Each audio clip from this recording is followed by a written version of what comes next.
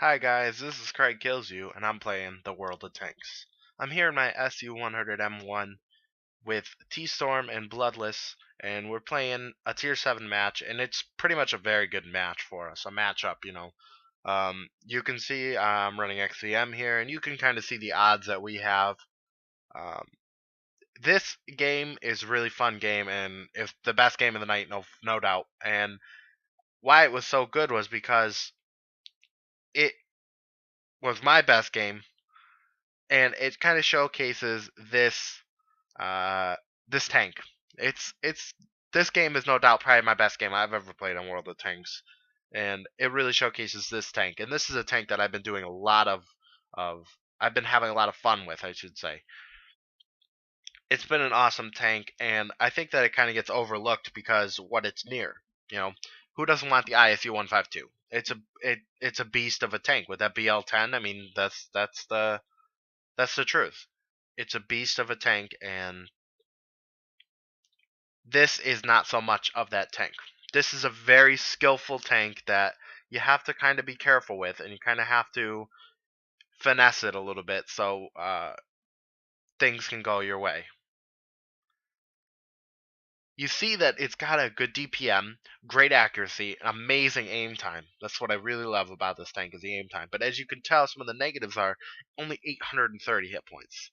For reference, the T25/2, which is, not a particularly great tier 7 tank destroyer, let's be honest, has 20 more hit points than that. So it doesn't have particularly amazing armor on paper, but the front of it can be kind of bouncy against lower tier targets. And in these kind of games, it really has an opportunity to shine. As you can see here, we're not doing so good. We've already down 3 tanks, including T-Storm, who just got caught in the wrong place at the wrong time. And I'm going to try to help reset this cap along with Bloodless, who's already there doing his business. I'm trying to get myself into a good position to get out some damage. But as you can see, this thing zips around the map pretty well. You're driving at pretty much 50 kph almost all the time. Its traverse is very, very, very good. And it does have a good 100mm gun. It's just nothing stellar. It's got about 175 pen, a .33 accuracy, I believe, a 1.7 second aim time, and let's say 250 average damage. Here we're resetting. I'm just looking for a good shot on this guy, and you can see kind of the high velocity of this tank. It seems that this upgraded gun doesn't lose penetration at distance as much as the stock gun, and that's really the only difference between the two guns.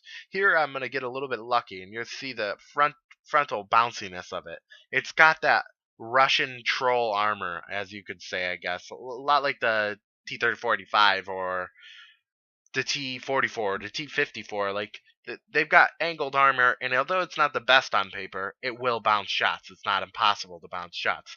But here, me and Bloodless are talking, and we know that this game we have to step it up here. We're gonna have to push this game and will it to victory. So I come around the corner here to take care of the Hellcat. Pop, shoot him, 254, ram him, take his tracks off, take 83 health, and the I believe the Jagdpanzer 4 finishes him off there. And now I'm going to come around and try to get this IS. I know the SU-152 is on that corner possibly, but I have to try to get this IS dug out. So he's down. Now I'm on 2 kills, 1,300 damage, another bounce.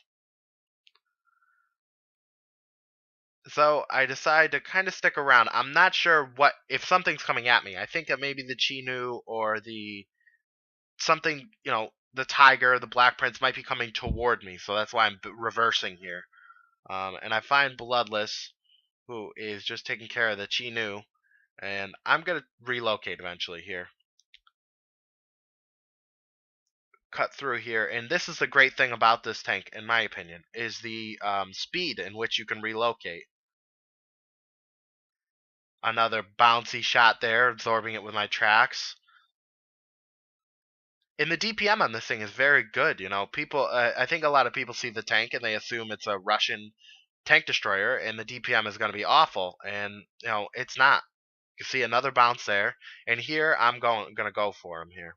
He's not coming back around that corner. The Black Prince looks like he is occupied. I think I can make it across here without taking a shot, and I am correct.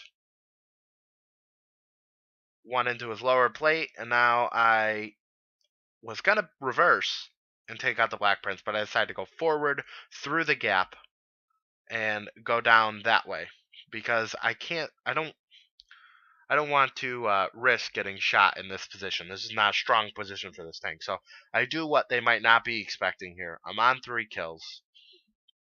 I still have a Black Prince who's on low health, and I still have to take out their ISU. 2,174 damage. The Black Prince is going to come right to me. And you can see, no trouble going through the Black Prince there.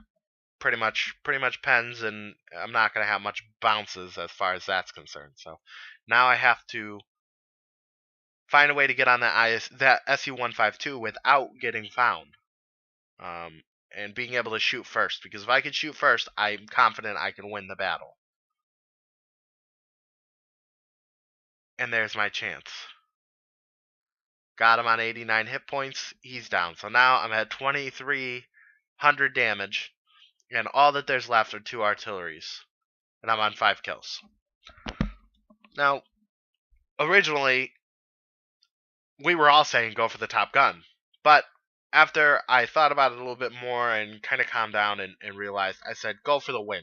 The win's more important. It would be a shame to get out in open territory and get hit by these artillery. And with only 690 hit points left, you know, you don't want to take the risk because you have seen artillery hit people like that.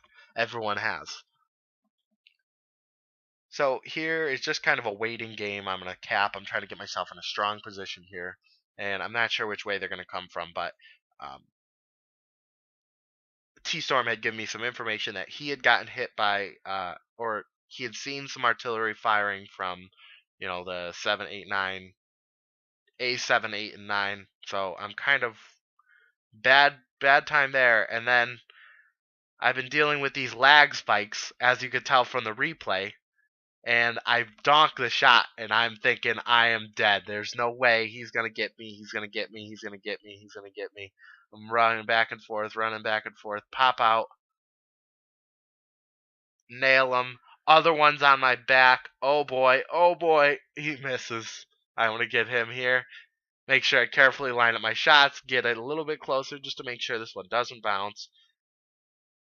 Boom. 7 kills, almost 3,000 damage, and a win for my team. And, it's definitely one of the best games I've played. The only game that kind of compares to it is probably the other 7-kill game that I had in my M4 Sherman before they nerfed it. I got 7 kills with the derp gun there, but I think that that's a little easier to do. I think that this tank is a little harder to work with. But anyways, this is going to be Craig Kills You, and I'm signing off.